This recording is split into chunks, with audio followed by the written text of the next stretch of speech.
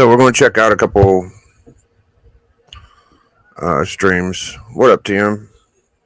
What's up? What's up with Chilling. the title? You're like, well, shit. I was like, oh, what happened? Well, I haven't been watching a couple, 2, 3 channels because I like to not pay attention to negative shit, you know.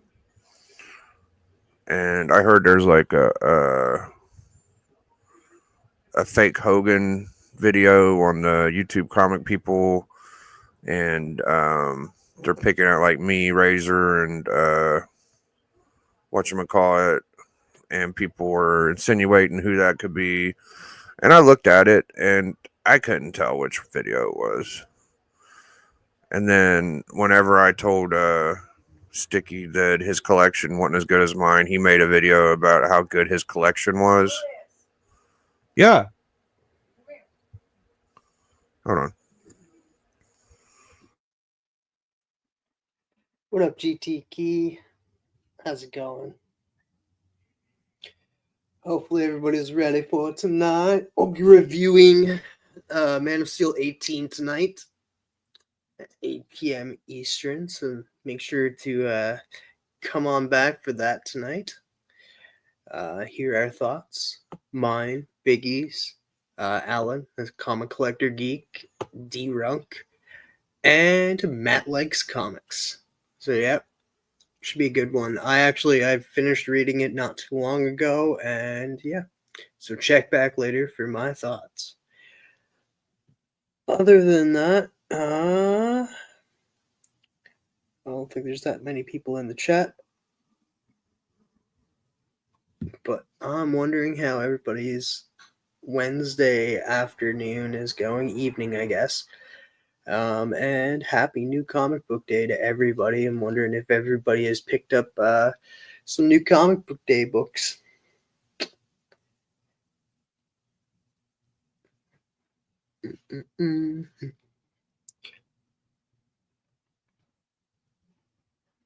Whoa, shit.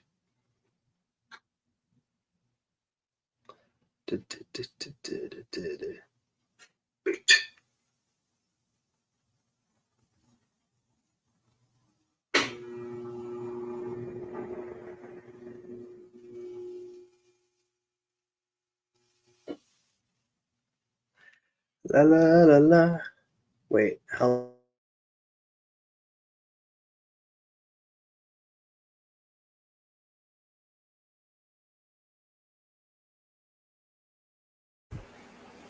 My fault. I'm back. All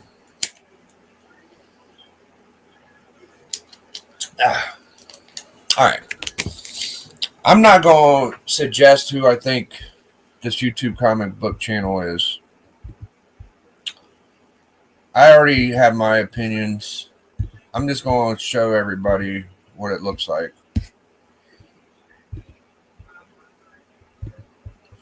Kind of what I did last time. I don't know. Oh, is this it? Oh, here it is. Yeah, let's watch this.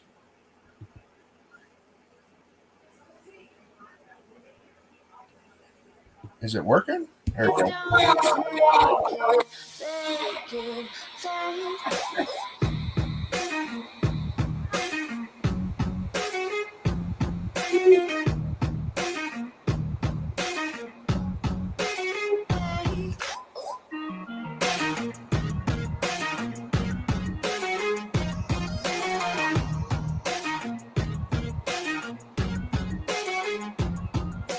Please don't fake it. Show me what you're all about.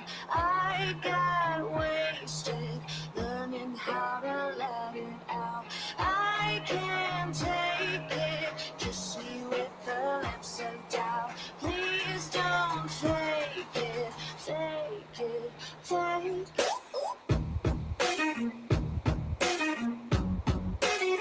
It already showed like how long is it? Okay, that's that. I would suspect that one of those might be me, and one of those that might be Swaggle. The ninja's definitely Darth. The goose is the goose. I don't know who that guy is, but Okay, interesting. So there's that. Well, let's go to Slippery.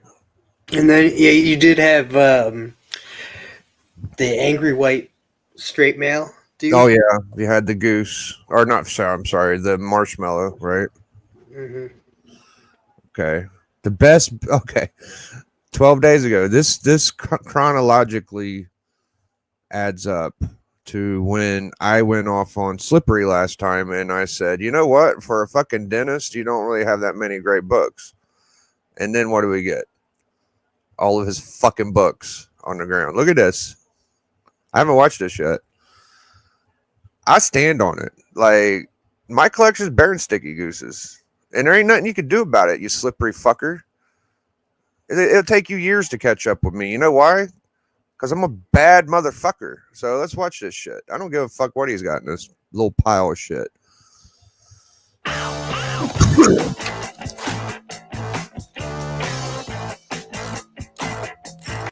Some percent of these books.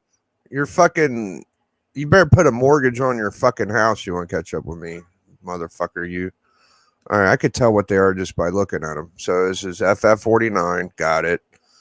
I don't even know what the fuck that is. Probably some bullshit. First Brother Voodoo. Got it. I don't know what the fuck that is. X-Men 94. Got it. Okay, a little bit of one fucking pre-code. Congratulations. Got me there. What's this? First Black Widow. Got it. First Vision. Got it. First Black Panther. Got it. That's probably that's a pissant book. First Black Knight. Got it. I don't know. That might be the Puppet Master. I don't have that. I got that one. The First Monsters, whatever. ASM 300, got it. I don't have the first Man Bat. Congratulations. Peacemaker 1, pissant book. That's the first Bronze Age book. That's pretty good. Don't have Constantine. Looks like Spotlight 5 or maybe some Ghost Rider book. FF48. Made sure to make that one big. Yep, got it. First Rocket. First Kingpin. First Gamora. Speedy Got High. Dead Man. That's a good one. X-Men 50. Got it. Black Lois. Got it. Animal Man. Don't have that one. He's got a fucking... I have that one. Yeah, TM's got it, so suck it. Got a nice copy of Swamp Thing, got it. Avengers 4, who gives a fuck? I got a Timely. The alcoholic one, Usagi, don't really care. First Croc, that book. Wizard number 1, that's a banger to you. Wizard number 1, fuck off. Alex Ross, First Ivy, got it. Subby 1, Mephisto, don't care. Surfer 4, that's a good book. I gave you that. Teen Titans, first appearance, okay, whatever. Kazar, yeah, whatever. First Silver Age Black Cat, First Race. X-Men 4, that's pretty good. Thanos, the McFarlane Batman, got it. Venom 3, got it. First Moon Knight, don't have it. GSX, got it. Demon, got it. These are all pissant books. This ain't the first Supergirl. That's nothing too crazy. First Hawkeye, so what? I don't even know it. That's too shiny. No, I don't have the Conan bullshit. Don't really care. That's a decent Superman book, but it ain't too crazy. X-Men. Oh, so you're showing a couple kinks in there. $2.99. That's okay. Whatever. Batman book. First Penguin. And a bunch of pissant books on the bottom. Forever People 1, Spotlight 5, First Manta Ray. Nice try, though. It was a nice try. Why in the fuck are you... There's a bunch of shit in here that you shouldn't be showing mixed in with some shit that's pretty good. But it's what I thought... I remember him having the first Animal Man, but wasn't it slabbed? Oh, yeah, he unslabbed everything. He used to have a Hulk 181, too. I'm not seeing it. I don't see a 181 no more. He must have sold some of his shit because I feel like he had more than this. Supposedly he sold everything. So I'm under them pretenses. It looked like he kept quite a nice little chunk for somebody that sold everything. But oh, he's showing more in these boxes. Okay, well let's see.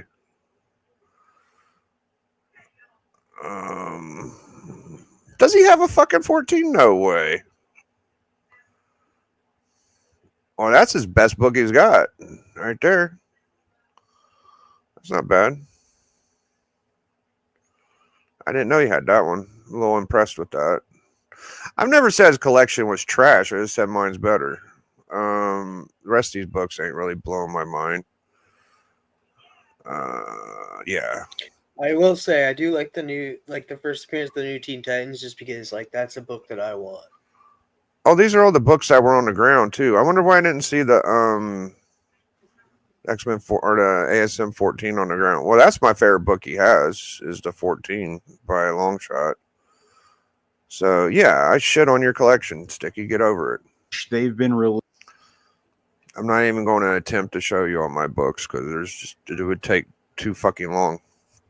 All right, so those are the two videos. Yeah, nothing against his collection. It's pretty good, but I didn't see anything too crazy. Thanks for putting them all together so I knew what I was talking about. Appreciate that, Slippery. So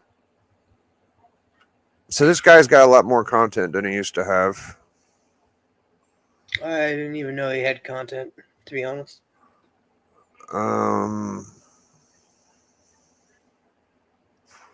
He's got a lot of shorts and a couple videos.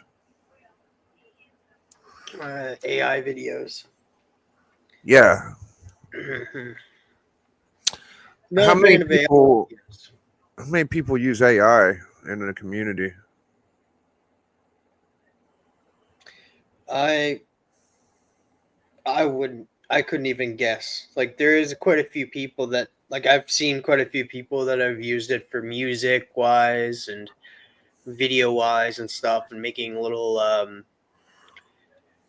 and then people using it for thumbnails and stuff. Like nothing against those people. I don't agree with it. I'm not a fan of AI. Yeah, it's looking oddly familiar to some people that I don't feel like giving shit right now. So whatever. That was the only things I could think of. I can remember on the little docket today. That's about all I got. Some of these accounts pop up as your favorite. Took a social media break.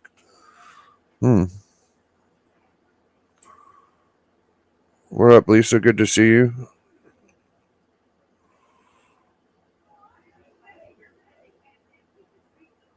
I don't know what the hell to think of it all. I mean, it ain't really super disrespectful. What up, Beckerman? Oh, I know what else I wanted to do today. I need to repackage this this prize that Great Legend got because since I'm sending them books, I want to take the boards and backs off of them. Just give them to them raw.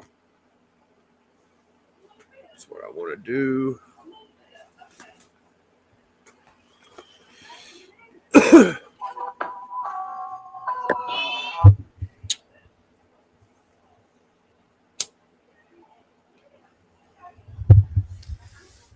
Hey Lisa. Hey Beckerman. I try not to watch those guys, the YouTube comic people, because of some of the chats they put on my stream. I just feel like I don't want to encourage it, but I was told like, oh, it's got someone that looks like you and one of the like gimmicking you kind of. So I went. I figure I would do that live because I want to get my honest reaction to it.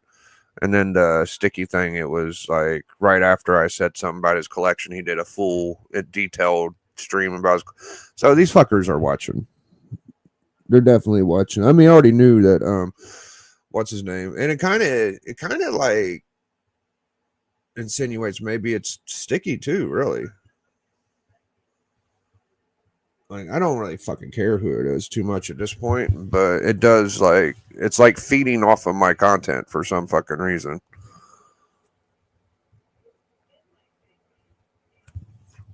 Oh well, they're giving you the views. They're watching, yeah, they're watching. I don't think it's super negative what they're doing either. Like, hey, Sticky wanted to show. I love that fucking ASM 14 he had. That's gnarly book. He does tend. I'll give him props where props are needed. Like I'm happy that somebody else has like a Strange Adventures 180 Yeah, and what is it? Brave and the Bold 57 is the first Teen Titans. I can't remember the number, but possibly, yeah. So I think you're probably right. Yeah, dude, I like seeing people's collections and shit. And I'll say like a lot of his books are probably in better condition than mine. You know, like maybe not all of them, but mostly he does have like a condition thing. See, that's the thing with me is like I don't care about condition. I just want them all.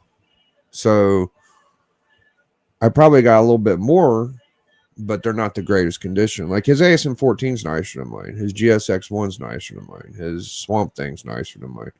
He's got a few books, but I think I got a lot more he don't. I said Brave and the Bold 57. It's the first appearance of Metamorpho. Oh, yeah, I would have thought that Teen Titans is a little earlier. What would they be like 30, 40, something like that? First appearance of Teen Titans. Yeah, I got a hold of it. Brave and the Bold 54. Oh, okay. So I was only off by a couple numbers. Oh, okay.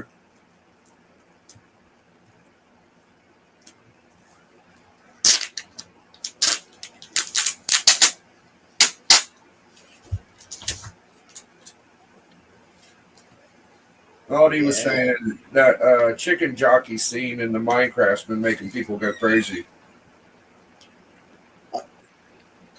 I haven't seen that scene, but I've seen clips of I don't want to spoil it for people that haven't seen the movie, but like there's a certain scene where Steve runs into another playable character and people lose their shit for it. I'm like, oh, okay. It's all over social media at this point. There's like 3 or 4 memes. Yeah.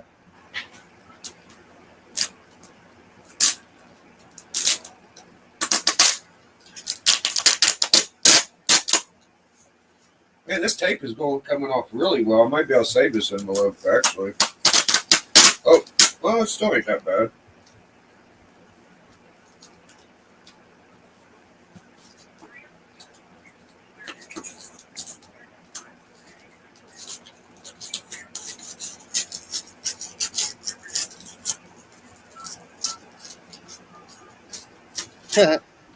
Lisa says, if you put smut in the description, I'm expecting boob books.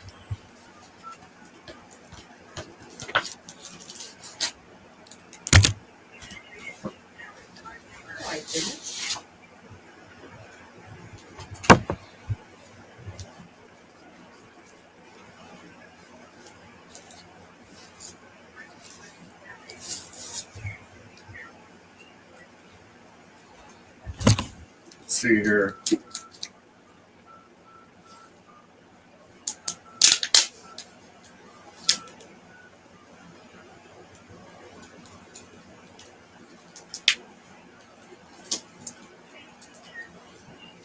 I think it's just this one couple bags that are kind of shitty.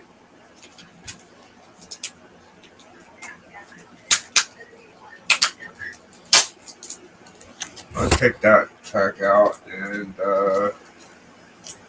keep the rest. Ain't that bad. I get self-conscious, even though it's a prize. Like, I don't want it to be all raggedy and shit.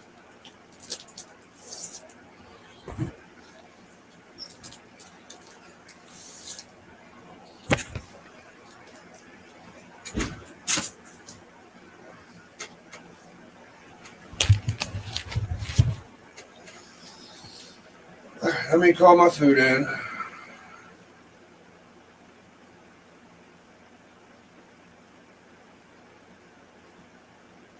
I sent you and put it in the book club chat. Thank you. Anyone have a link for today's comments on book club? I've just been fucking. What are you talking about? Or the stream or the fucking link to the thing? I don't know. What? Oh, I see what's going on. I have two clubs. That's right. I have book club and then I have D club. Right. That's funny. All right. Let me order my sandwich real quick.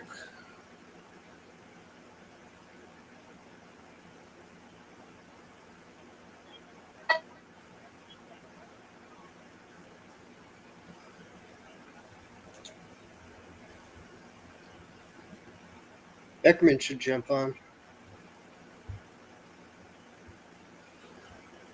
It'll be a pickup.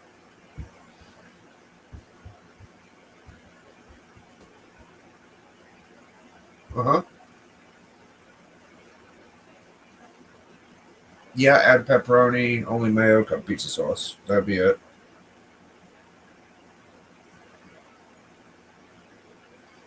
Yeah.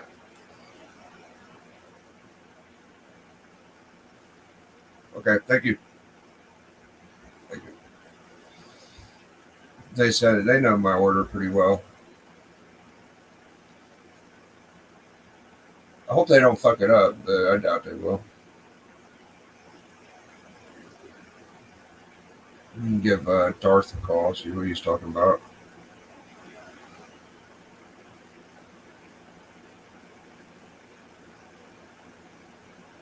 Okay, I just sent him a link. Maybe he'll join. Yeah, there's an idea.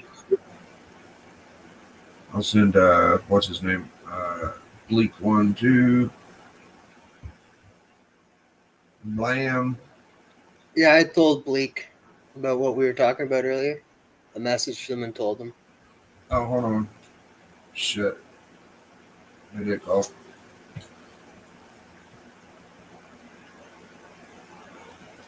Did you call back earlier?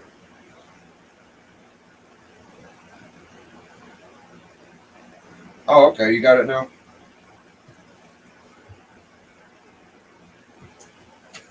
Oh, okay. Cool, man. I'm streaming right now. I'm live. I sent you a link if you wanted to chill. I was just calling to see what was up.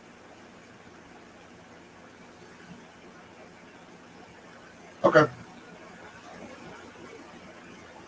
Yeah, that's not bad. It's better than Circumstances. It looks pretty cool.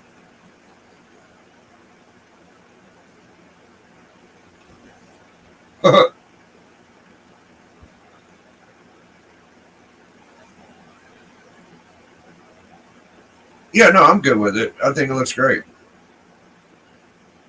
Yeah, man. All right, big dog. Talk to you later. All right, back to the packaging. Let's see. I don't know what I'm doing. I might. So I already sent out Beckerman's sticker. I sent out Chonko's A-OK. And the only reason I still have this is because Legend didn't give me his address till yesterday or the day before. So I think I made the bags in Chonko's a little better because he does this thing where he opens up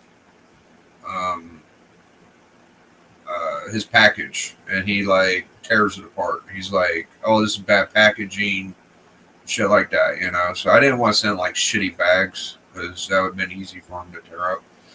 I don't think he would do it like in a mean spirited way, but it'd have been an easy thing to do. Talking about that AI image, yeah, he was asking me if I liked it. I said, yeah, it's okay. It's better than Circumstances for sure. So there's definitely some theories out to who that YouTube comic people guy is, bro. And man, one of them that was suggested is definitely a little touchy, and I don't want to fuck with it. So I honestly just wanted to show the video on my stream to get my live reaction. It didn't seem super disrespectful. Just a little disappointing if it would be that person. But whatever, and people vent and they do their own thing, and I don't care. It's all, I call it small potatoes. You know what I mean? Small potatoes.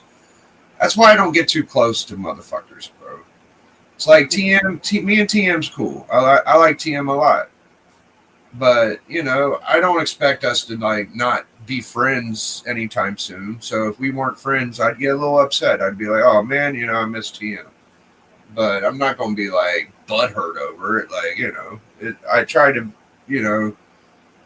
prepare myself for the worst, it seems. I've been in a lot of little circles and not fit in. So that's why my little group's kind of tight. Like, if you're on book club, you're pretty much, and collectors club, that's pretty much my closest knit group.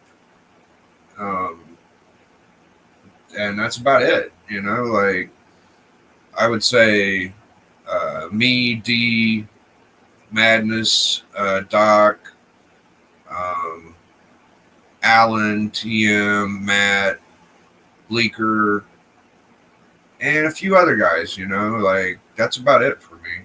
But Beckerman, of course, Beckerman don't join on book club, but he supports the most. Everybody in the community.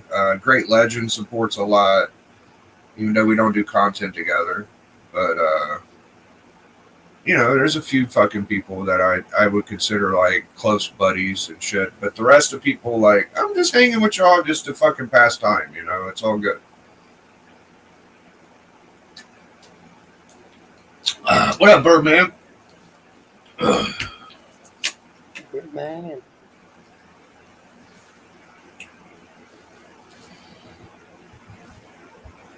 Oh, okay. Yeah, let me try to finish this package. Oh, I don't know what I want to possibly add to it.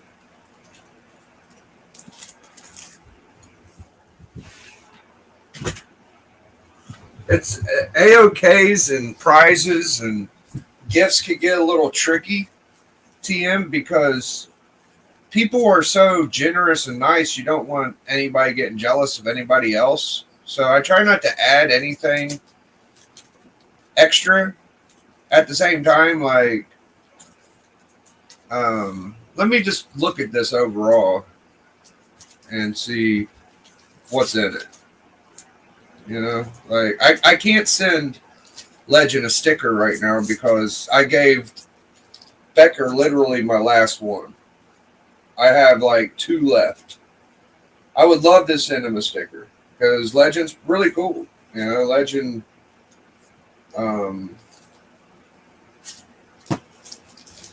is a nice guy.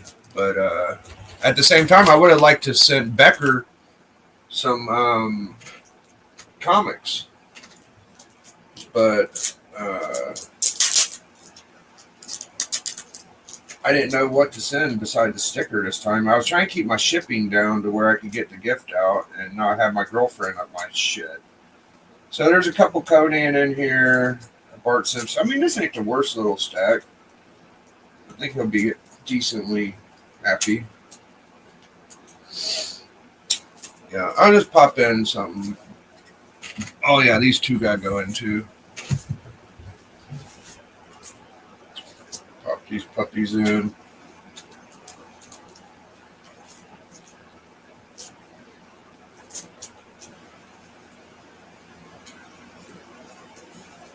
Hey, Chunko, what up, buddy? Jeffrey Darcy, good to see you, man. Jeffrey Darcy comments on my streams a lot. Appreciate you, Jeffrey. I need to get a 1,400 sub giveaway going too, I think. I think that'll be my next thing I do.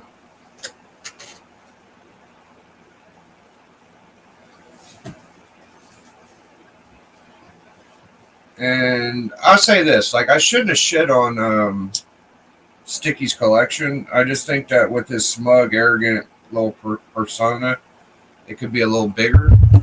It's because he's always make us feel like we're poor and shit, you know, or trying to pretend like he's rich as fuck or whatever. He's got a really good collection for somebody that supposedly hates comics. I think he loves comics, by the way. I think everything he does is a fucking joke. I think he loves comics. He loves Comic Tom. He loves all of our channels. This is the way he gets attention, is shitting on everybody. I think deep down the fucker's a fan. What do you think about that theory, Tim? Is there a chance to that? I think so. Yeah. He doesn't have he has some obscure first appearances. Like if you're a fan of you've gone down the rabbit hole if you know obscure characters like yeah, him. dude. That's what I'm saying. Like, he knows too much to not know anything, bro. Like, just admit that you're a super fan of comics. Like, I'll talk to Alan, right? And Alan and Sticky seem to have like this mutual respect for each other. Come on in, Huda, if you ain't doing nothing, or Chonker. And we're talking about Sticky Goose. Who dat? I actually have a higher opinion of Sticky than Alan does, dude. Like, Alan says he don't know nothing about. I disagree. I think Sticky actually does know shit. I think he's fairly well educated. Like, he could hang with a lot of people better than what people think. Like, I don't know that he don't know more than fucking Comic Tom, honestly. Like, I think that he might be able. He might know more about comics. I know Tom's like a fourth generation or whatever, but some of the shit he says kind of makes me look at him differently. Like, I mean, saying Comic Tom ain't educated either. That guy's fucking smart too. Like, Tom knows a lot of shit about comics. Don't get me wrong. But I think Sticky's more educated than what people think he is. I really do. I think if you look at his collection, he don't collect like bullshit. Like, he does have pretty good collection. He got rid of all of those. He didn't show any of them J. Scott Campbell books he loves. Like, I know he's a J. Scott Campbell fan. I didn't see fucking one in that video. Is that because of what I said? Because I shit on him? I don't know. Did he sell them all? Maybe. Did he just not show them? Maybe. But I felt like that was definitely books that he thought would impress me. He showed on that stream. Like, he showed a bunch of like cool banger-ish books. A lot of them I had, you know, so he's an interesting cat in the idea that he's just not giving us the real personality he is. I think deep down he probably is like a cucky, arrogant shithead, but he's hiding the fact that he loves to collect comics. Like, I think he does enjoy the hobby. So I don't know. I don't find him that interesting. I just watch whenever people suggest I should check it out, I guess.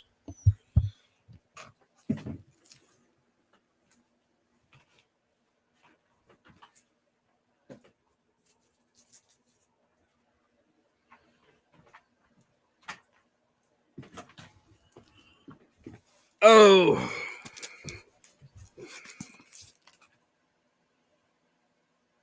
Joni Thunder, aka Thunderbolt, little X-Men, some of that stuff. Trinity, 11, a Mr. Miracle, X-Men. You know what? Since the Great Legends like very religious and stuff, I think I found the perfect book. Bam. I think I'm gonna send him to Pope John Paul II, bro. I think he'll get a kick out of that. Oh, probably. It's not a cheap book. It's kind of expensive. Pope John Paul II comic. I just want to make sure I ain't giving away like $100 book or something. Yeah, it's not too crazy expensive. It's old. It's cool. Oh, that's a locker magnet. That's not the comic. Oh, it actually kind of is expensive shit.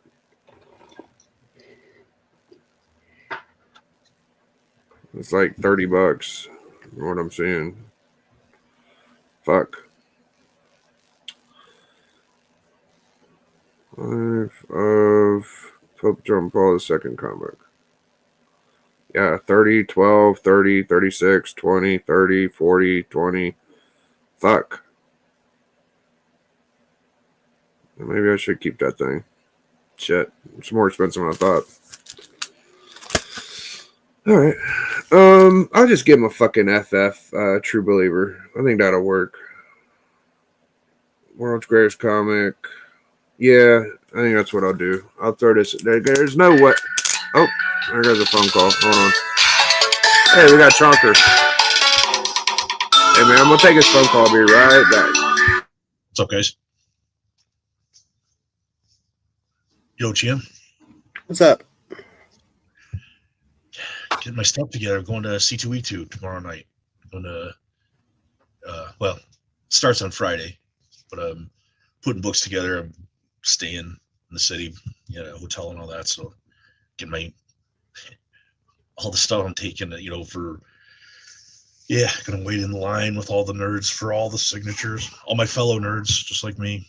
And, I'm going to do the whole thing, man. I haven't been to a convention in probably 25 years. So I'm kind of geeking out on it right now. I'm excited. C2E2 fucking rules, bro. That's the big one I went to, man.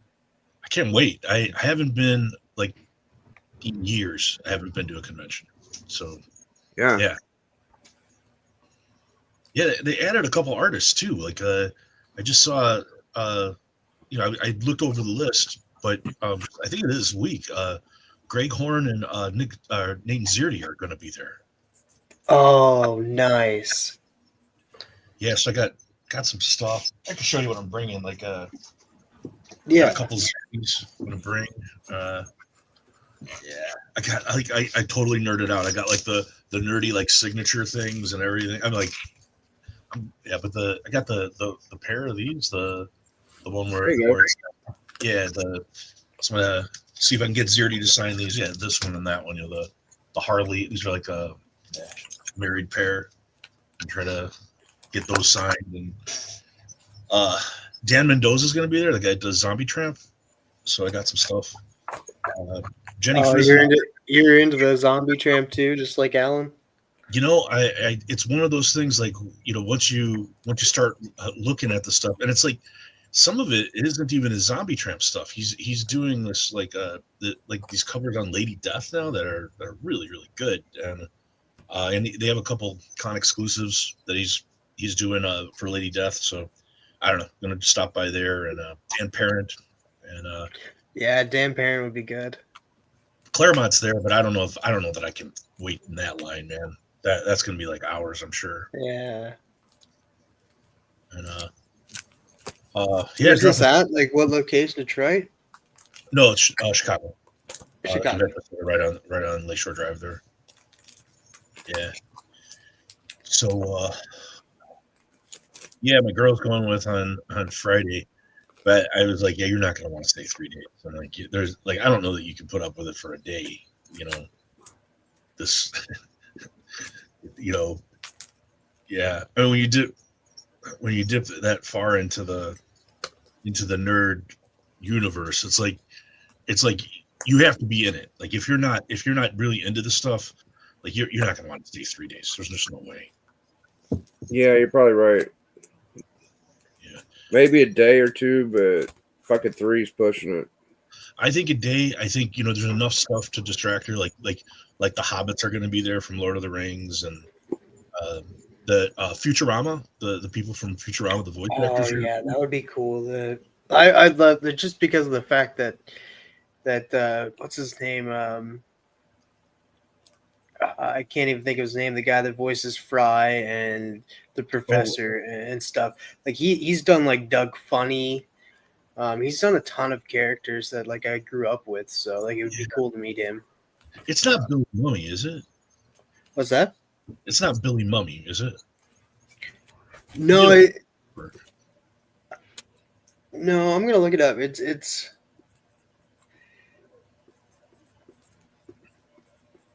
somebody Billy West. Oh, No, Billy I don't West. even have to look it. I don't even have to look it up. Beckerman got it. Like the Yeah. name escaped me, and it's funny too because there was this thing like I ended up watching, and it's Billy West telling a story about how they're at a table read and everybody had like a little platelet in front of them that said their name, and Billy West was looking at the name, and he was like, Billy West, what kind of made up name is that? And it ended up making it into Futurama as like when Bender ended up having to go on the lam, like trying to escape the Robo mob. He ended up going by the name of Billy West, and Fry, when he met up with him, he's just like, yeah, I'm Billy West, and Fry's like, what kind of made up name is that? That's great. Yeah, the cast of Starship Troopers are going to be there too. Oh, that would be cool as well. That was such a great. They're remaking that, I heard. Well, you don't need to. It's like it's great as it is. Why? Because if they make it again, they're going to try to make it like serious, and it's not going to be like campy and funny. It's going to be Yeah, it has to be campy and funny. I'm doing my part. right. So now, Chonker, It's stomping the bugs.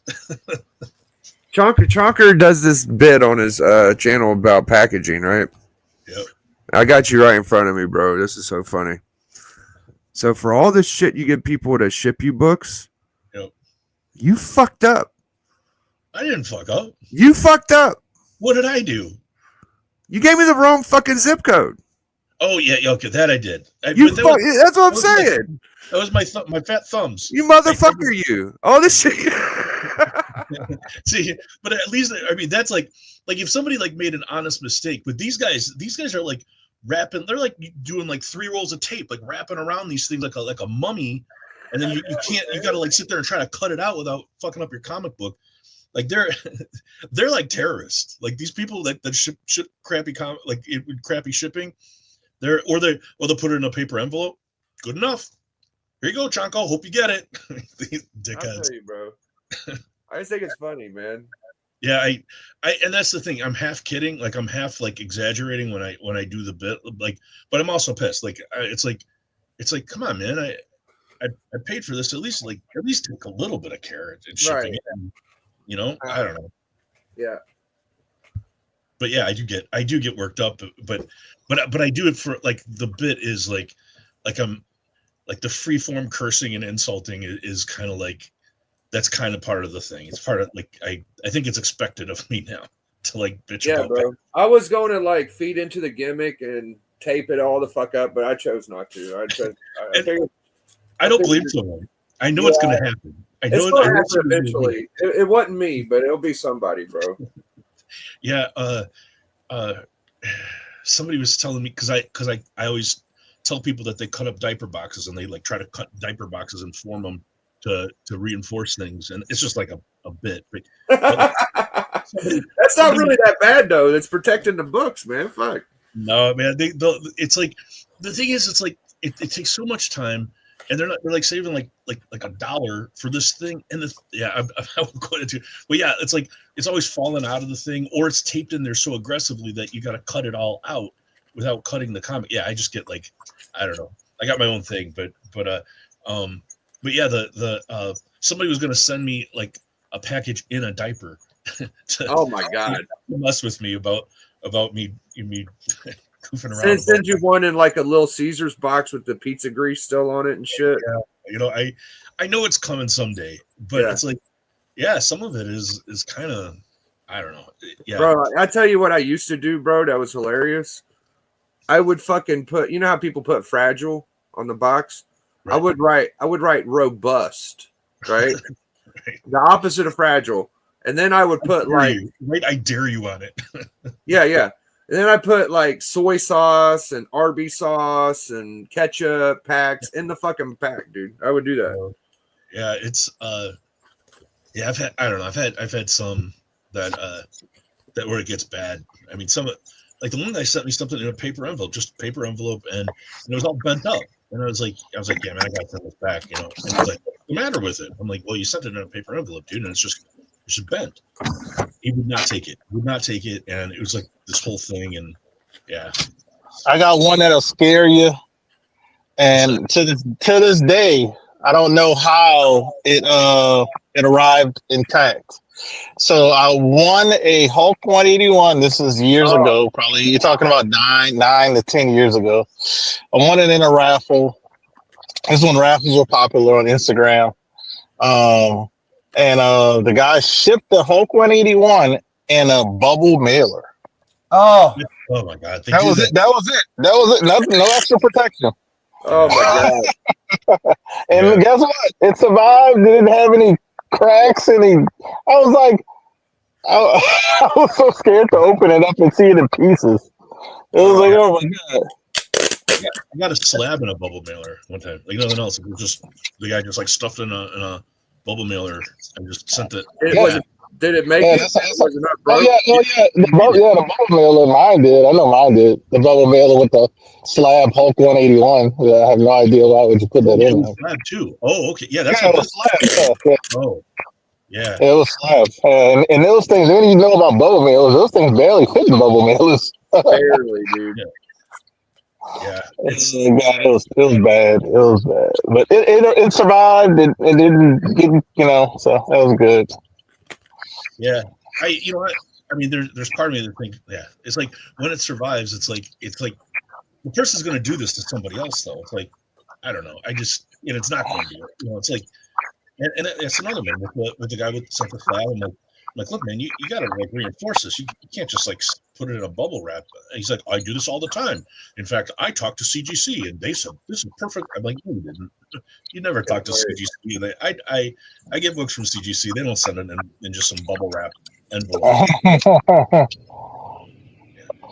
They even changed their shipping to make it even more like secure. Yeah, the clam shell mailers. Like, I think people were like freaked out by them, but they work. I think they're pretty good. They're very good. Surprisingly, they are very good, and it's you have to cut. You would have to cut them to pop them. You know what I mean? You can't just smash them to pop them. You got to cut them, unless you use a cord or an over them or something. But yeah, they're very tough, very sturdy, and I was very skeptical myself because I've gotten one slab in that, and they put it in the box, and you're like, how's that not get damaged? And then when you use it yourself, and I'll take it and use it, and I was like, man, this is great. It makes me want to send one book every month to CGC so I can get that clam mailer and use it myself because it's awesome. Wow. I saw on eBay like what I'll do like for modern books, like if there's something in demand, I send it in for a 98 pre-screen. I'll send in like 10 of them, and then I'll what I get I put up on eBay, and I'll sell them. And I know people hate that, but I don't give a shit. It's like, but like hate that you sell a book.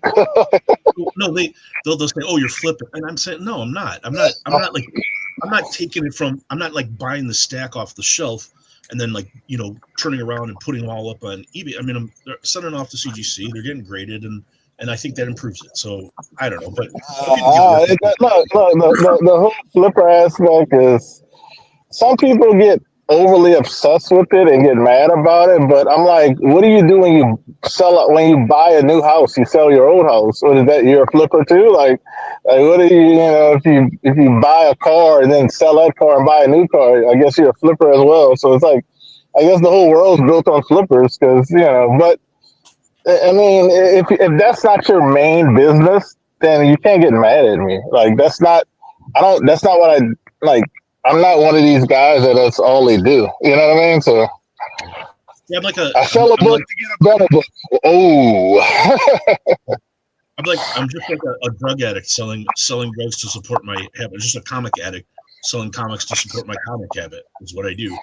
And he ordered 7 slabs from me a few weeks ago, and I'm like, oh shit. I don't like. He just kept he's like, can you combine shipping? I'm like, oh yeah, sure. And he orders 7 slabs. I'm like, oh shit, what do I do? And so yeah, I had a couple of CGC boxes with the clamshell things, and I just used those, and worked great. Got they got to him fine and everything, and yeah. But I was freaking out. I was like, I don't know how to shoot 7. I've never done that. So yeah, but it worked. I got a lot. Yeah, the most I've shipped at one time is 4 slabs. I'm not even. That's the most. Yeah, I I shipped mean, that. But I use a bigger box than the medium mailer. You know what I mean? So I've done 4, but I've never done. Yeah, I'd have been kind of freaked out too, and I ship a lot. yeah, this was like totally. I thought he was going to order like 2 or 3 or something, and I'd work it out with him, on shipping. Even that was like, trying to figure that out was, yeah, but it was cool. I mean, and there were like books that had been sitting around on eBay for a while. Like he was like where I had dropped the price, so it was like I just wanted them gone because they're just sitting. I've got these books just off in the side in the room that are up for sale, and I was like, man, these things have been sitting. And he just kind of went, I don't know, bargain shopping in my eBay account or whatever, and it was good. I was glad to be rid of them. Oh yeah, it's great when you've been trying to sell something and you can just get. Cause a lot of times, I'll tell you, I would say probably 50% of the time for me, I'm not actually not trying to flip. I'm just trying to get stuff out of the house. Yeah, I'm like, please just buy it. Yes, it last sold for 350. Please buy it for 250. And nobody buys it, and I'm like, oh god. yeah. Some of the ones that he bought, I just like broke even on. I wanted the room, so I was like, look, I just cut it. Like I cut it a couple times where nobody was buying it. It was up for a month. I'm like, all right, here, this was my break-even price, and I put it up, and that was about when this guy started buying them. So like, yeah, for a couple of books, he got a really good deal. So, but I got it, and you got the money back. So I wish that they would have done the facsimile a little bit better because you could tell it's not identical. And it's a really good cover. I wish it was a little better done. yeah, the colors are a little bit different, just subtle. It's a little off, right? A little more modernized. You can see it in her face and the hair. Yeah, it's not. I mean, when you have a real X-Men 101, it pops a lot harder. I mean, this is nice. It's cool to have, but like a real copy of this book looks a lot better, I think.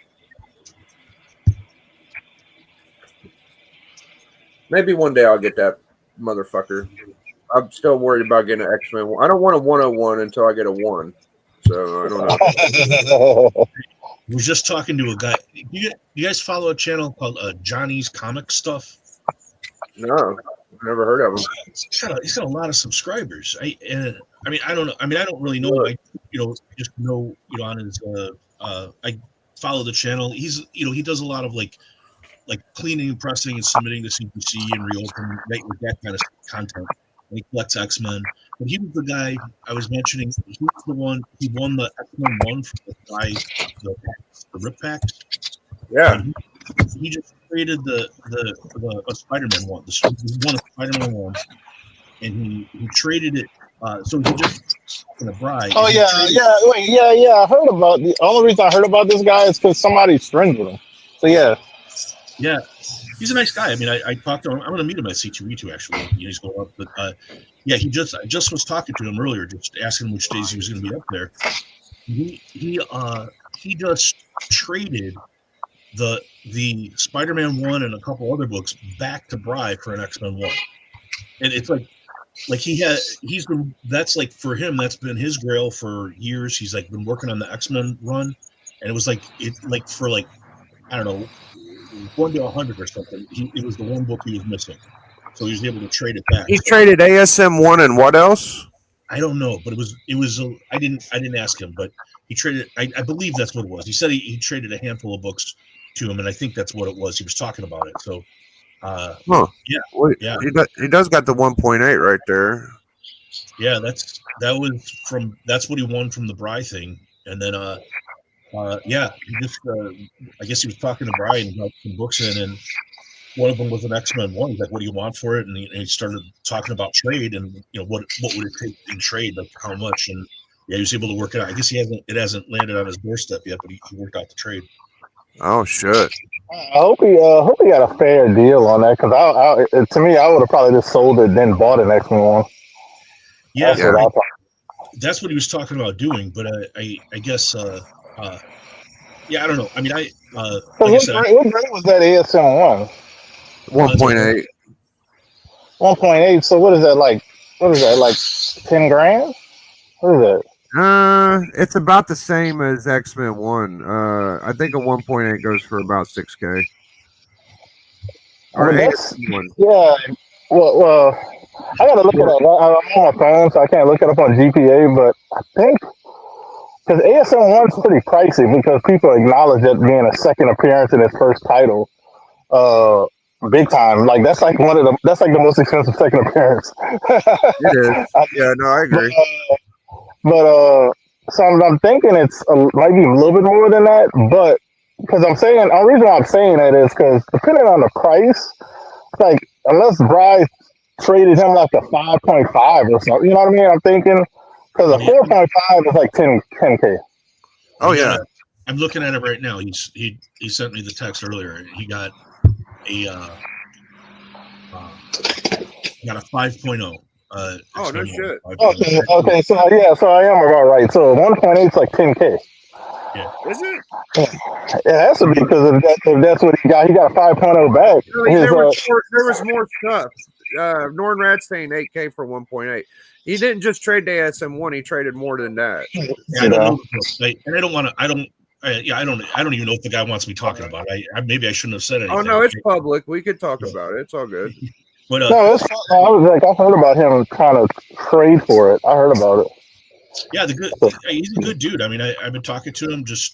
He just really likes X-Men. He's been trying to complete the X-Men run, I guess, for years. And this landed in his lap, and he was able to swing it. So yeah, cool for Yeah, it him. wouldn't be too hard to get an ASM. I look at oh, ASM1 as like equal to X-Men 1. I don't know about and higher that, and that, grade. and look, and that might have been the only X-Men one Bry had on hand at 5.0. So that's why he had to put other books along with it. You know what I mean? Yeah. Yeah, So, Yeah, because that's all I have, and you want to do the deal, but you got to make it fit. So, I've yeah, seen 1.0 ASM1s for about 5K, 4K.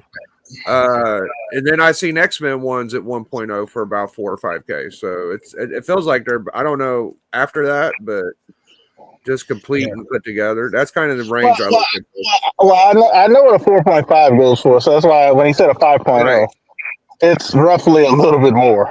So Oh yeah. a 4.5 is right under $10,000.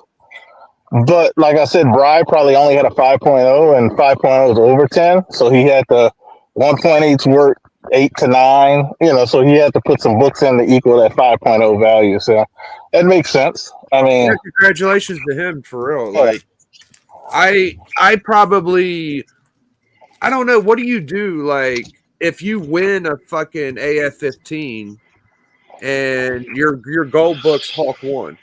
Like do you get rid of the AF15? Because for me, it's like I'm a Kirby guy, and AF15 is one of Kirby's best covers. It would be really fucking I hard thought, for me. I thought Ditko did that cover. AF15? Yeah. No, it was Kirby.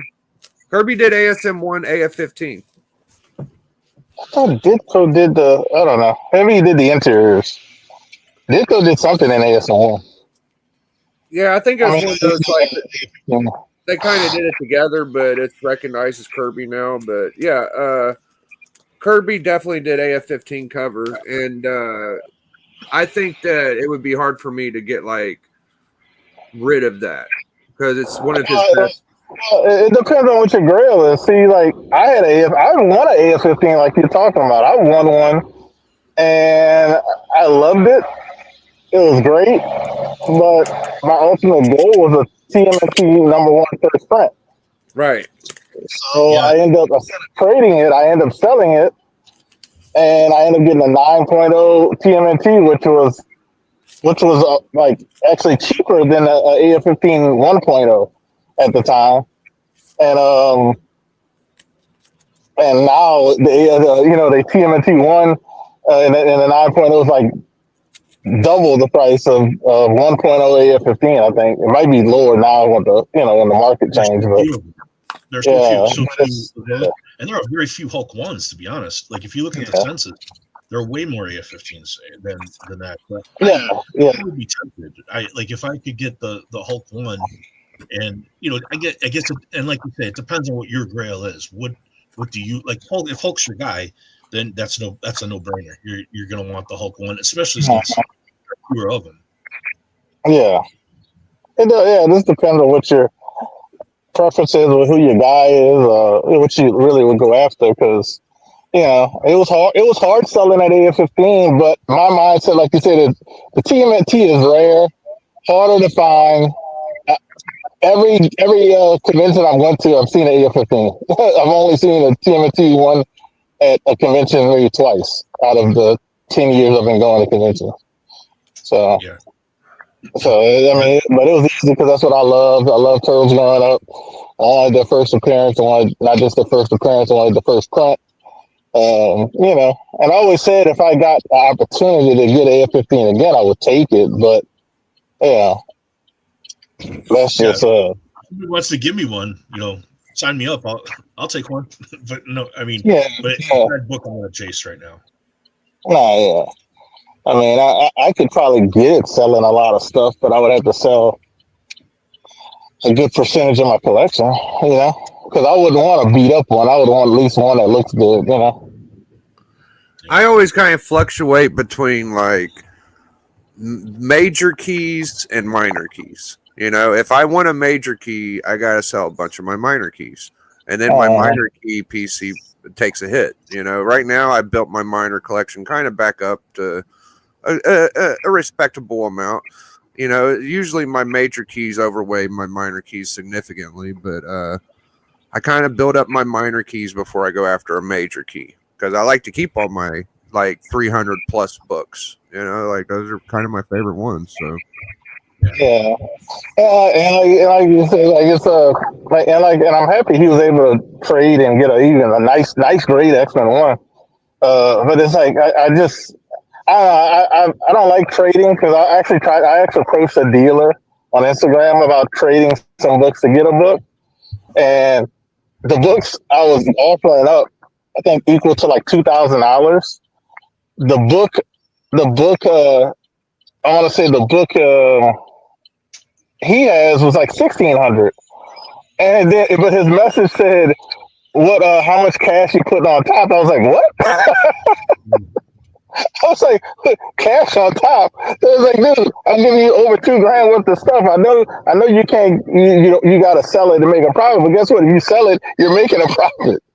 From $1,600 book to over $2,000 worth of books. I was like, come on now. Like, and I really didn't message him back because I kind of felt that I was like, damn. I was like, you said that to me. I was like, I'll just sell these myself and then come back and buy it at a cheaper price. Yeah. It used to be so much worse when there wasn't grading, like way back, it was just like your local comic book shop and like at a convention. That's like those were your options to sell. And they would I always tell the story. I had a Hulk 181 and a Spider-Man ASM 129 when I was young, and then when I was in the military, I sold both of those for Christmas money, and I got fucked. And it was because they would argue the grade down, and well, it's this, and look at this little ding here, and they knew more than I did, honestly. Later on, I kind of when I kind of really saw what happened. I mean, it back then, it's like you were always at a disadvantage because these people knew more, and they knew what they could get out of you, and you didn't have like equal footing where you said, okay, this is the number, this is it. That at least we know this much. It is a 5.0 or whatever it is. So now we don't have to argue about that anymore. Now we can just talk about price, and that's what I used to do. I know this kid, dude. He dated my LCS's daughter for a little while, and my LCS's mom or whatever you want, the owner, she gives him all the deals. Anyways, there was another comic shop in town, and he had a X-Men 12, a first Juggernaut. And for some fucking reason, he needed some money, I guess, just a little bit of money, and he went to that place and he was like, How much can I get for this? And the guy gave him like $40. And he's yeah, and he went back the next day, and the guy had it on the wall for like 400. You know, it's just like, dude, bro, you gotta know what the fuck you're doing. Like, Yeah. what the fuck? And the I other can't. thing was, like, the dude knew I was desperate. You know, I don't remember what I told the guy, but yeah, I brought it in, or you know, because I did that twice. It was not at the same time. I brought both of them in like consecutive years, but I was broke. Like I was broke, and you know, like I knew people were buying me shit for Christmas, and yeah. Anyway, it was like this whole thing. But yeah, later on when I kind of realized what happened, I've never really, I don't know, like I know there are a lot of LCSs that are good people and stuff, but I've always like when people kind of like want to shit on grading comics, I'm kind of like, nah, man, you know, not when it comes to a comic that has big value to it. Like you want to have, you know, equal footing if you're ever going to sell it, which someday somebody's going to sell it. Maybe you won't. Maybe you'll keep that for the rest of your life. But when you're dead and gone, somebody's going to sell that comic, and you know it's you need to have equal footing for a valuable comic to say we both know this is what it is. It is this grade, and we can talk about price now and you know what and come up with something that's fair. But you can't like sit and say no, not really. It's, you know, look, I think maybe if you hold it in the right light, there's a little bit of, it's like you're Yeah, at least each of you know where what you're talking about, what your starting point is. yeah. I think that a lot of times the LCSs don't really care if they buy your shit in the first place, unless it's a mega key. You know, like that 181, you probably could have pushed it with them and got some more money, but they took advantage of it and they were assholes. And Or just another person, you know, like, you know, another person want, you know, you're going to sell it from person to person. At least you know what you're buying, and you know it's not like, I mean, that's the other part to it. If it's an older book, it's not restored or trimmed, or you know, like it has you know a page missing and the Marvel value stamp is missing, or any of that stuff that you could overlook when you're negotiating. It's like, you know, you at least know where you're at with it. yeah, I think that LCSs are notoriously known for buying books for pennies on the dollar.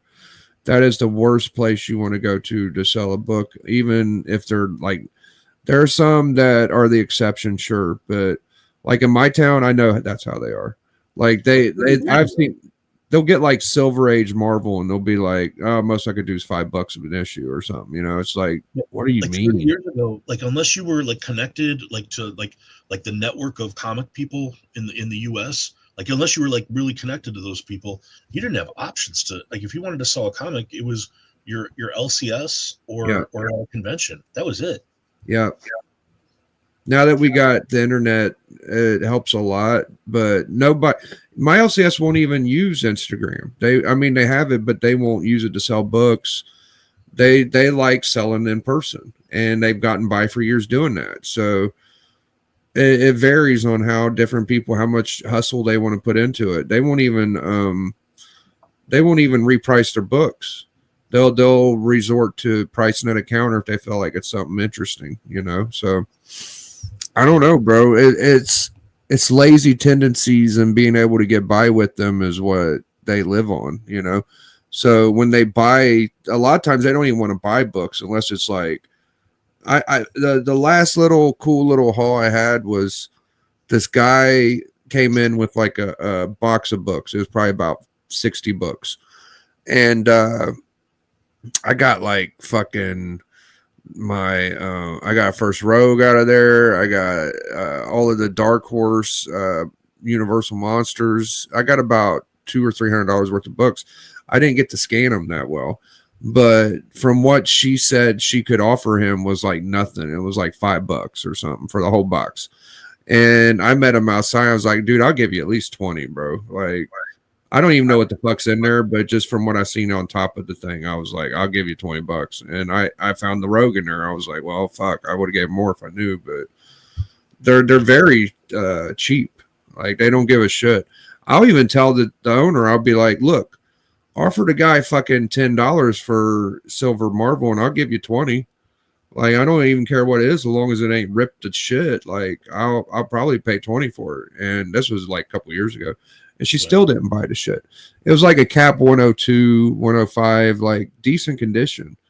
And I had to go somewhere, and I come back. I was like, "Did you get it?" Nope. I'm like, "Why not?" He wouldn't take $4.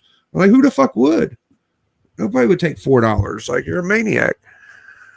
Lucky if you get 20% of the value. That's about right, I think. Yeah, What up, and Craig? I agree with all that. Like everybody, things that people are saying. It's just, again, what back when this was happening, what I'm talking about. I'm not talking about modern anything. I'm talking about 30 years ago or 30 plus years ago, when you didn't have the internet, you didn't have graded comics. Yeah, like 20 years ago, you could get a 181 for like $50. So, I mean, that's not uncommon. So, I think I understand where you're coming from. Oh, I'm just saying there was no grading, and there was no internet. I mean, there was, but there wasn't like a well-formed eBay or anything like that. 35 years ago, it was a different world. Your only options were, person to person and going into either an LCS or at a show, and that was where you could negotiate. Again, unless you were like connected, there was a network of people who would like trade by mail and sell by mail and stuff. And if you were not hooked up into that network of like real big comic people, you weren't going to be able to sell anything for the right price. You were just totally at a disadvantage, because you would go in and they would just tell you, "Oh yeah, this comic book is shit. Here's $2."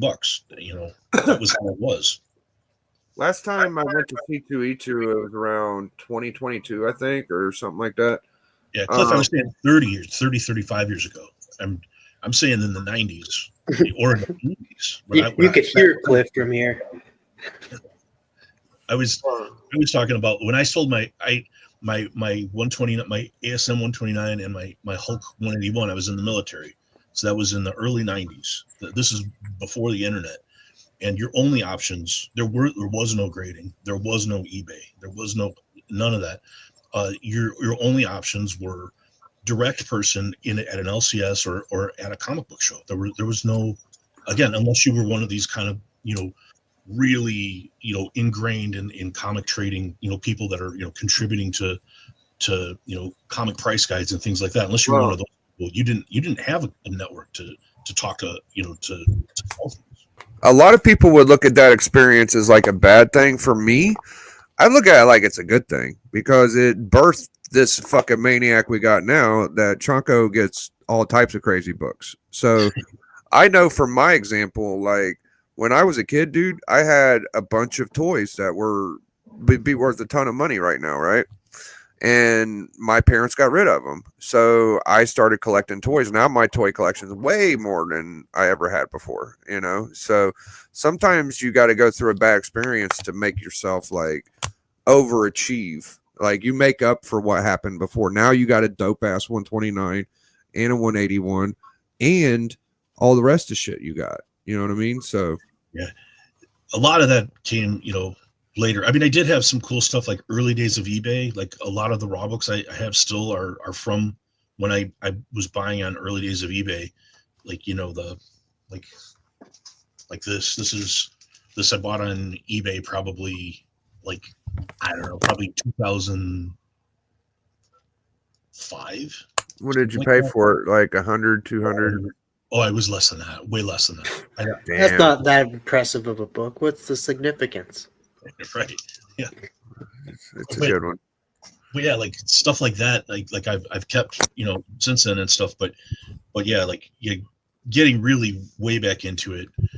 I mean, for a long time, I would just buy books here and there. I'd buy a lot of trade paperbacks and all that stuff, and just to read stuff, and buy stuff once in a while. But it was probably like 2.5 years ago I really got back into it. That was when I got back in and I started like buying, selling some stuff, buying some stuff, and getting into like the pre-code horror thing. That's when I really lost my mind. Everybody's here for the title Smut, man. It's so funny. Yeah, we had a couple titty books shown. Don't worry, guys. I meant Smut like drama channels with comic people and fucking Sticky. I was referred to a couple streams. That was the beginning of the video. We're past that part now, but if you look for Smut. There's no Tonko pole dancing happening. No, yeah, I don't have a lot of titty books. I might have one right here. Let me see. I don't know. If Papa was here, I'd be like, show us your nipple. And there's your smut. Yeah. I do have a. Here it is. Here you guys go. This is the kind of smut I like. I like it when you get like Buscema or Ramita Senior, like that kind of shit, you know? Yeah. My love. I think that's a Ramita. I want him. I need him, but he cannot be mine. Don't dare miss. Don't dare miss. Don't dare miss the look of love. There you go. I think I have a couple. So why can't she have him? Is he married? I don't know. Actually, he's probably tooken. Here's another one. There's little J. Scott Campbell. There you I go. do like that. I do like Gen 13. Yeah, Spider-Man, Gen 13.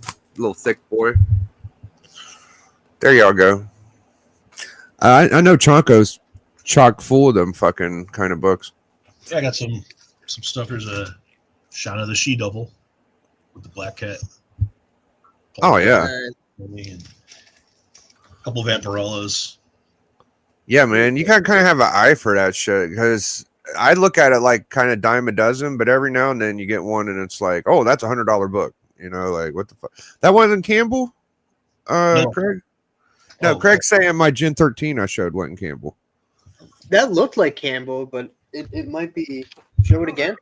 I thought it was. Hold on. I'm not seeing his name. No, he's right. I mean, he is the fucking Campbell expert. I just assumed, but yeah, it says Sage or some shit. He's right. Okay. Yeah, Rad's saying not Campbell as well. Okay. Steven Spock says nerdy. Think smutty all day. Sometimes.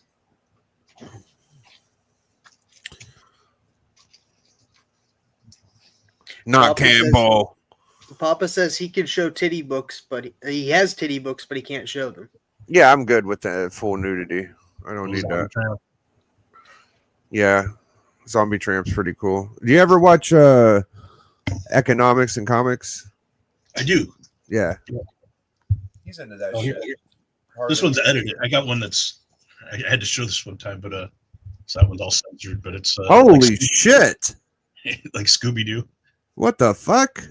I know it's You pretty. know Dude, what? there's I would get that. Like Bro. that would be a comic I would get.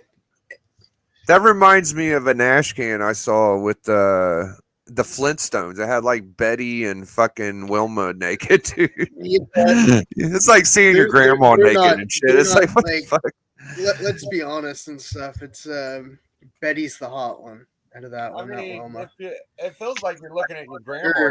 like black and white. It's Betty, isn't it? Wait, is it? I think it's Betty and Wilma. Yeah, those are the two from Flintstones, I right? know Wilma's the one, but okay. Yeah, Betty Rumble or But whatever. like Wilma's not attractive, and I like redheads, and she's not attractive. I think she's It's a hot. cartoon. Wilma's I hot know as we're fuck. talking about cartoons here, but like, yeah, we are looking at cartoon books as well. You know, Barney had the hotter chick. I don't know about that. I think Fred did. No, I think Bernie had. If I had to pick, the I'd hotter fuck. chick. I'd fuck Wilma. Fuck it. Did y'all think Peggy was? Did you know that Peggy was related to the Double Mint twins? Peggy Oh, I from did hear that. King of the Hill. She's No. gonna get me too, because with the Futurama people. Peggy's from Married with Children. Oh, Yeah, okay, yeah. But she's the voice of what's her name on Leela. Futurama. Yeah, Yeah, Leela. Leela. Yeah, she supposedly she's the sister to the Double Mint twins. They look a lot like her too. I don't know if it's true or not. There's another ugly mom is Peggy from King of the Hill. I would say that out of all of the Marvel TV shows, that the Vision fucking one was WandaVision. WandaVision had the most impact out of all of the fucking Marvel TV shows. I would disagree. As Which in one was Loki- more impactful than that, dude? Loki, feels Fuck more no. impactful, and he's going to show up in Doomsday as well.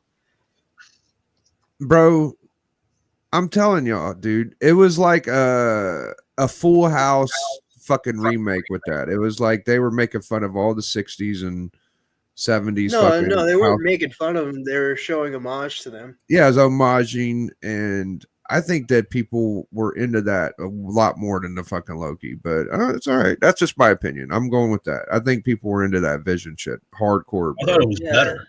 I thought the It's WandaVision good. was It was shot beautifully. It was done really well. Yeah, the Loki though, it seems like they're continuing on with that story, like with all the multiverse crazy. Like seems like that's just bled its way into everything now. It's just everything's multiverse. Oh, I watched Married with Children, Papa. We were talking about cartoons, so whenever you said Peggy, I thought of the cartoon of Peggy from King of the Hill. Was Loki watched more? I have no idea what was watched more. I'm just saying, like, impactful. Loki, Like, I know that it was impactful because, like, we did get, like, it did carry on from WandaVision to the Doctor Strange movie, Multiverse of Madness, and then even continued on from there with Agatha all along. But it hasn't been very impactful to the whole story, as in I feel like the Loki story is going to be very impactful to Doomsday as he's showing up. And I feel like him and Doom are going to be at odds because he is the god of stories right now. So the only reason he'd be showing up is if he's threatened. So that I feel like the Loki series is going to coincide with the whole Doomsday story. But I could be wrong. We haven't seen it yet, or hasn't been confirmed of anything that's happening yet. There's a rumor that Galactus is looking for Franklin Richards, and that the Fantastic Four are in this universe where they're actually supposed to be in the main universe, the main timeline. They're supposed to be there, and somehow with whatever they got caught in this 1950s kind of timeline, and they're trying to get back. But Galactus supposedly, again, I don't know if any of this is true. I can't prove any of this. Just a rumor that I heard that they're looking for he's looking for Franklin Richards because he's somehow determined, like how powerful Franklin Richards is, and they're supposed to do that thing with Franklin Richards where they fast forward him and he grows up like really quickly, and they did that in one of the comics, and he's supposed to become like the really ultra big, huge, powerful Omega level Franklin Richards at some point in the future. That's what I've heard they're going with. Yeah, and Brad makes a good point. The TVA is still a big deal. Like they showed up in Deadpool and Wolverine, but I think they're gonna play a huge part in Doomsday for sure. The TVA. Deadpool did kind of make a mockery of him. I mean, he was even in the opening scene. He kind of, yeah, classic scene right in the beginning.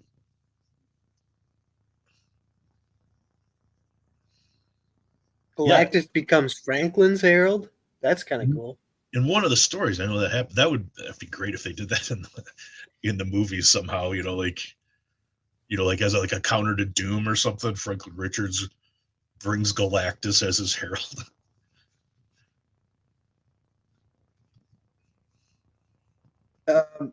Biggie, if you are still here, who that is in the backstage?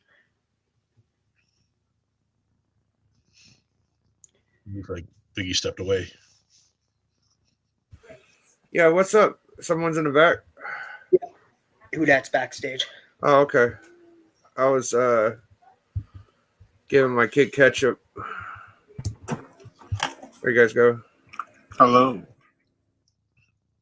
Hey. Been for about 15 minutes. What's up, Papa? Yeah, she is. I liked her in Sons of Anarchy. Papa. Yeah. She's pretty good. Yeah, I like that show. Sons of Anarchy was really good for the first, a few seasons. Then I kind of, I don't know, it kind of was a lot of the same stuff over. I mean, I liked it when it first started, though. I was pretty upset when OP died. Oh yeah. Yeah. Yeah, it was I guess maybe it was when they started like dealing with like the Irish mob and that part. That's kind of when I Oh did. man, I loved it. I'm sorry, but like it's probably the Irish in me, but like I don't know, I absolutely loved that season. It was probably just because the opening they gave it an Irish spin to it, and I loved it, and that's probably the Irish in me coming out. Right, right. Yeah. Yeah, yeah, I don't know. I was living out in Seattle. Then I didn't have television. I just had internet, so I like was streaming it. It was like I was catching up on it. It was like, you know, so it was like one of these where I was able to like kind of just power watch through like a bunch of seasons. Yeah, like for me, I didn't even like I wasn't watching it when it was coming out. Like I think I started watching it when the last season was airing.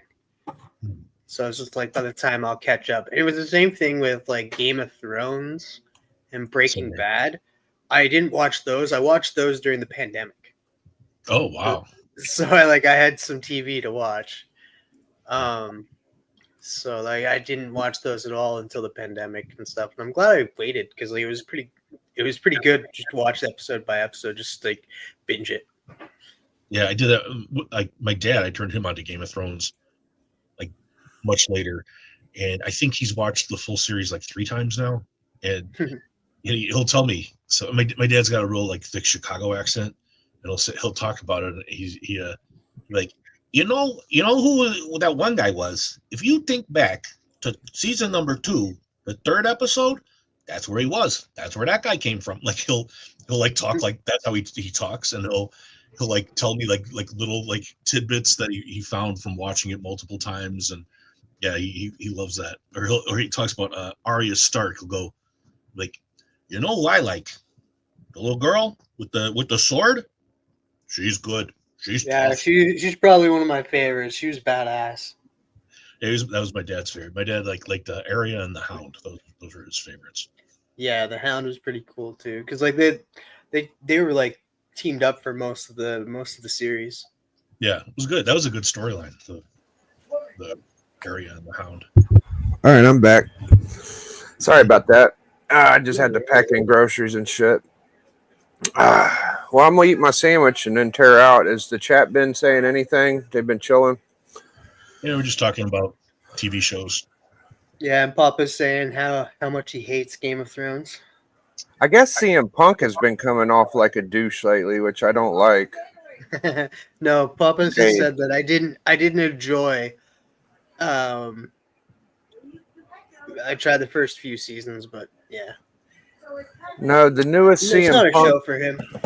the CM Punk promo, he's kind of like coming off like a company guy, and people are giving him a bad reaction, or I don't know what's going on. I'll have to look into it, but He might be the Rock's third guy.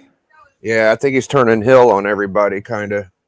That would suck if he went like with Cena and shit. That'd be like, what the hell? It wouldn't suck to me. I kind of like Punk though, man. I was hoping he'd be. I like him too. He can go heel. That doesn't mean I'm not gonna like him. I like Cena. Cena went heel. Everybody goes heel at some point, right? Yeah, the Rock is heel. I still love the Rock. I think since Rock went heel, everybody's trying it out. Is that going to be enough to get Punk more of a push? I don't know. I think it kind of flattens his push, honestly. Like whatever he gets out of this Mania will probably be it. I think many years ago, after Hogan went heel, anybody can. From that point on, it was just like it was open season. If it was up, if it fit the storyline and helped the character, they were going to do it. Yeah, Biggie, dude. I got a Golden Age book. I'm going to sell on the. Bro, who that? What is up with Swerve Strickland? Have you been seeing any of that stuff?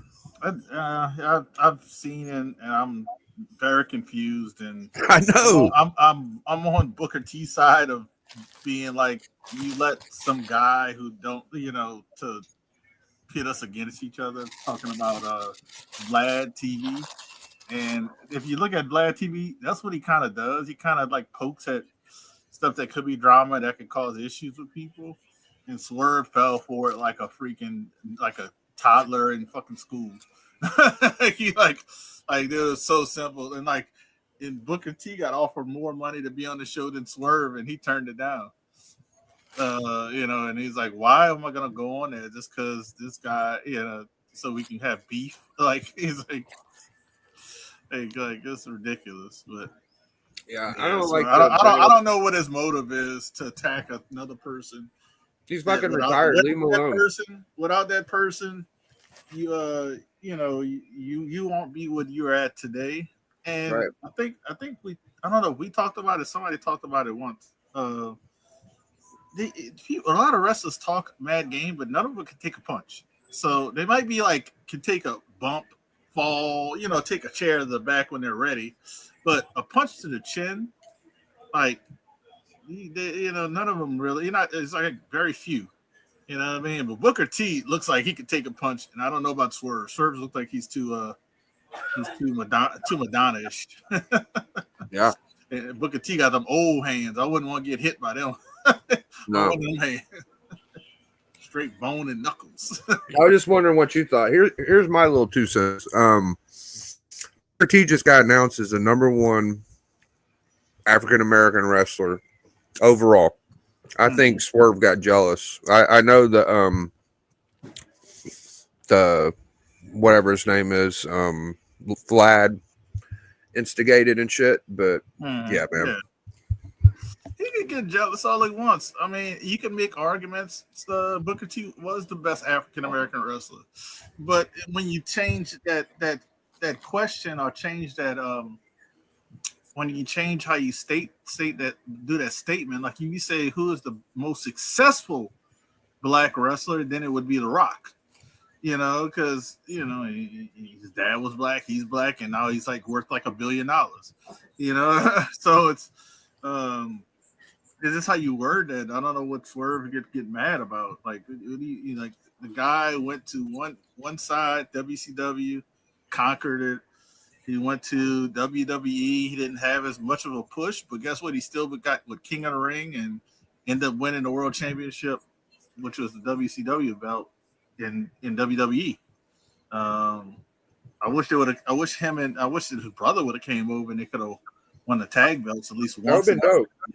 That would have been dope at least once in WWE, but they didn't get to do it. But I mean, I'm Booker T's the man. I don't care. You know what I mean?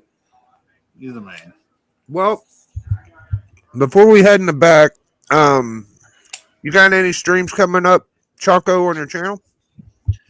No, my streaming, I still haven't got it working. I think I'm gonna do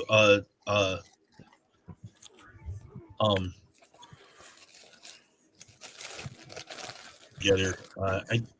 This weekend I'm gonna be at C2E2, so maybe next week.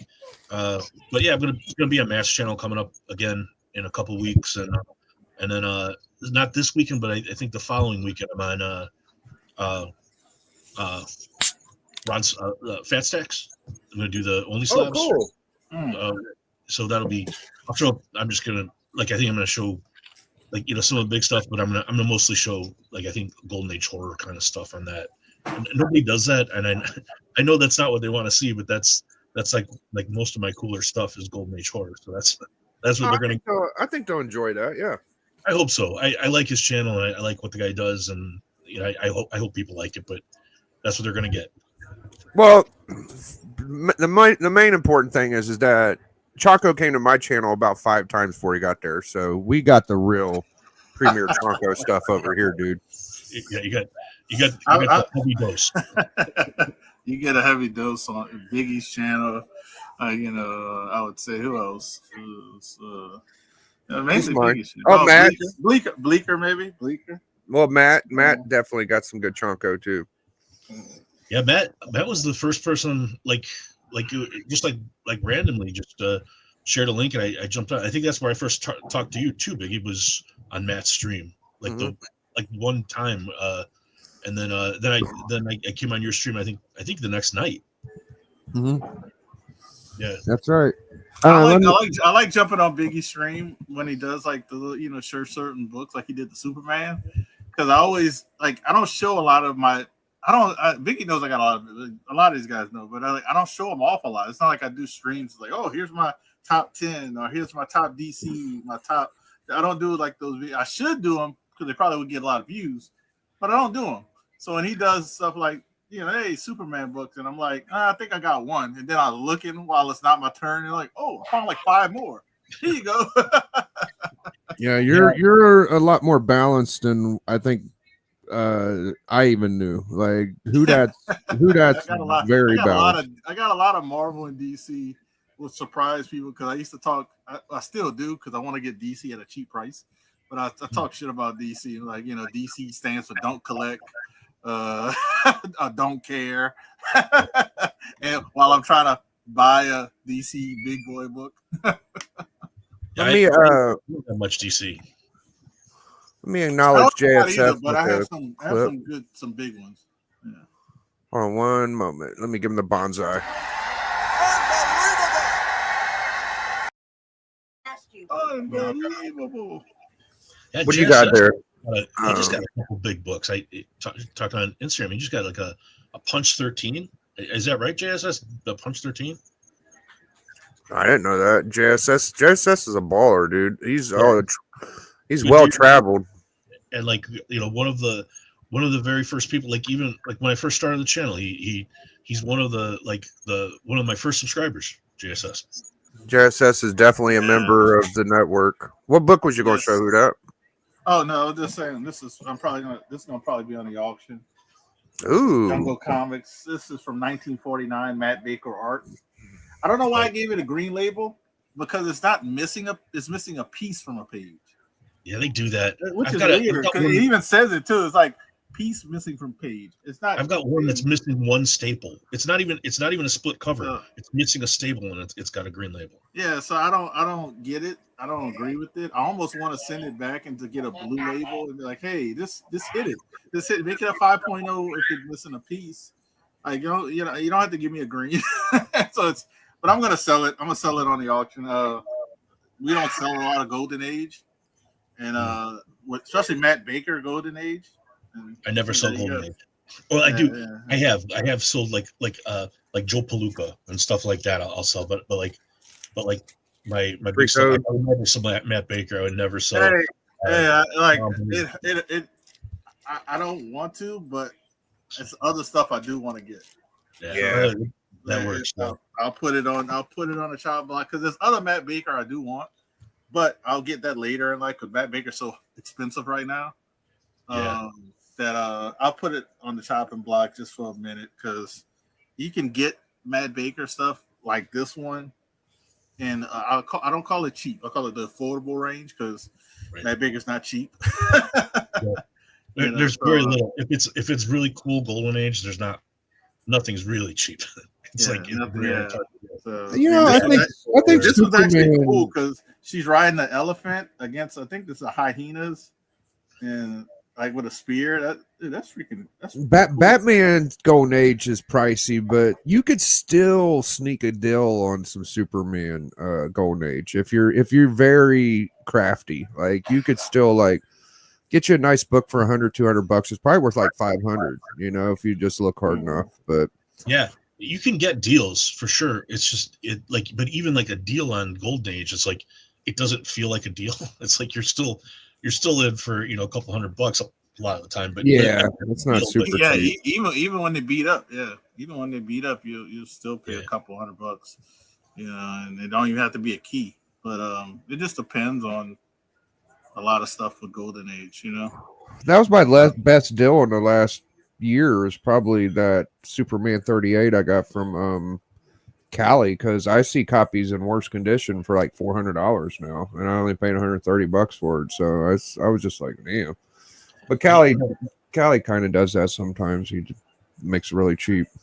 That Shadow, the one I did the unboxing for, the one that's kind of right here. I'm taking that with me to C2E2. I'm gonna have it reslabbed at CGC. So that's a pedigree copy, and it's one of there are only 22 blue labels, and I think this is the only pedigree copy. So I think I got a good deal. I paid a lot for it, but I think with the gold label and all that, I think it's worth a lot more. We'll see. But I think it's going to look really cool with a new slab with the gold label on it. So I like the pedigree gold labels. Are you going to be able to keep your pedigree after you reslab it? The pedigree, Okay. it's tied to the cert number. It's on the label, so they just have it on the cert, and then when you reslab it, they just put the gold label on it. I did that I got a Witch's Tales that I did that with.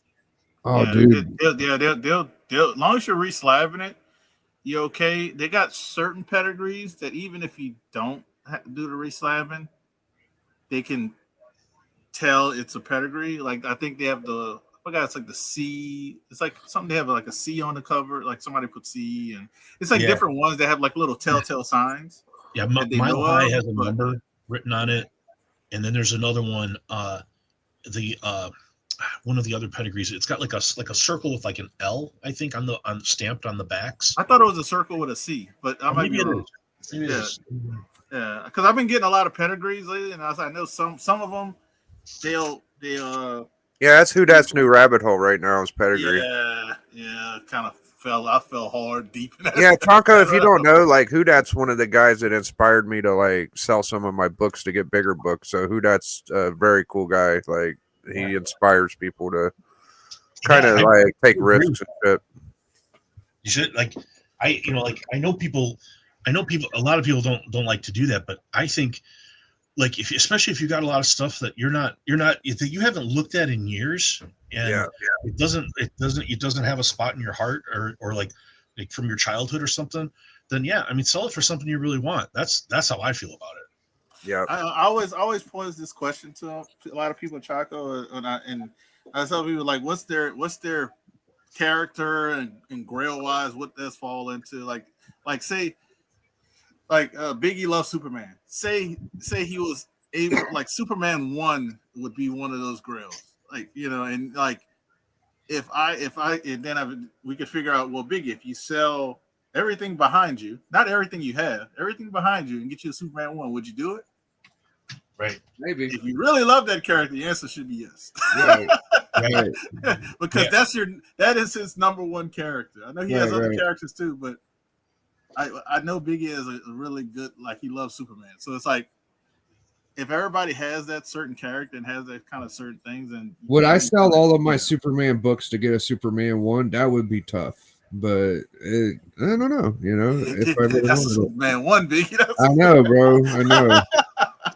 Look, it was like not having I don't my like Superman that much, but I ain't gonna lie, I would probably do it. Yeah, I know, dude. This is a Witch's Tales number 7, but Northland pedigree, and these are. Sorry, I was wrong. It's a circle with X. Oh, okay. The Northland. Oh, Northland. They have the Circle C. I think I'm thinking of the Circle C collections. If I'm not mistaken. Oh, okay. Yeah, I don't have any of those. I don't have none of those either. I had a Northland one, but I sold it and I regretted it. And I was like, since I went down this rabbit hole of getting pedigrees, if you're giving books away 6ix9ine, Craig, you could send some my way, man. No problem. Jazz saying Superman 1 in September. If you get that bad boy, I'm gonna make you come on stream, dude. I know I haven't ever seen him on stream, but I would love to see that. That's a huge. Well, I gotta go. I gotta bring my daughter to tennis practice. Yeah, I'll shout out all our stuff. If you do backstage, I'll pop back in when I get away. Okay, yeah, we will for a little bit, yeah. Right. Who that'll be on the Band of Bros Saturday with me and Bleeker and Callie and K-pop and whoever else. And you can catch me and TM on Book Club tonight at 8 p.m. We'll be doing Superman Man of Steel 18 First Doomsday. We'll be reviewing that with Alan, Matt, D-Runk, and TM. And catch me back on the 2 to 4. We'll be on Pops tomorrow for Sweet Chin Music. We'll be reviewing wrestling, and Pop wants free books too, Craig 69. I only send you titty books, Biggie. Well, that would be new for me, Craig, because no one sends me any of those. So that'd be cool, dude. And Chalker will be on fat stacks for the next Only Slabs. Very popular. It'll be a lot of people watching, and I'll be glad to see Chonker kind of get out there. Hopefully, we get Chonker some more subscriptions since it's like a new platform. You know, let's push Chonker get some new subs, guys. Always welcome. And anybody wants to subscribe, I'm trying to push it right now. So anybody who isn't subscribed, hopefully. Yeah, and if you want to send Chonko like a glitter bomb AOK or some kind of joke, I suggest that's a good idea. I sent him an AOK. I wanted to be the first. Hopefully, it'll get to you before anybody else's. Just like a big ball of tape. Just like make a ball of tape with like some stupid note. Just send you a priority of duct tape. That's all. That's all it is. Yeah, it's just like it's just like unwrap this as there's a gift inside, and then the little gift is just a little note that says, "I can't believe you unwrapped it all." Get the little cat turd.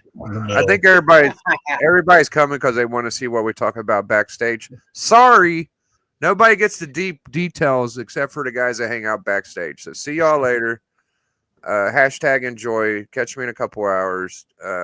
See y'all later. Peace. Big Biggie. Biggie.